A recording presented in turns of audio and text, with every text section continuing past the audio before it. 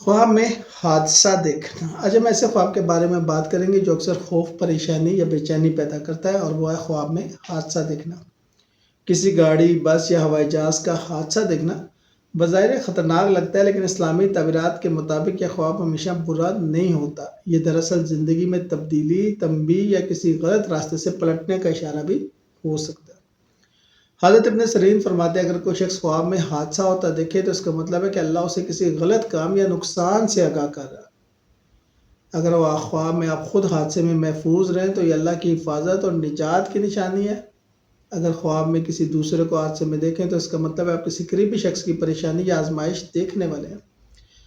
اگر خواب میں حادثے کے بعد لوگ مدد کے لیے آتے ہیں تو یہ رحمت، ہمدردی اور نئے آغاز کی علامت ہے۔ مختلف حالتوں کی تعبیر۔ خود کا حادثہ دیکھنا اپنے فیصلوں یا رویوں پر غور کرنے کی ضرورت ہو سکتی ہے۔ کسی عزیز کا حادثہ دیکھنا کسی قریبی شخص کے لیے فکر یا جذباتی وابستگی ہو سکتی ہے۔ حادثے سے بچ جانا نجات، حفاظت یا نئی زندگی کی شروعات ہو سکتی ہے، اور حادثہ اور خون دیکھنا ذہنی دباؤ یا گناہوں کا بوجھ ہو سکتا ہے۔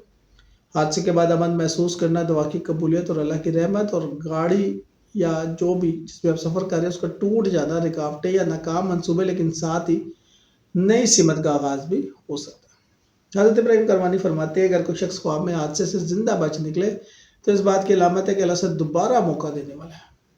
شکریہ۔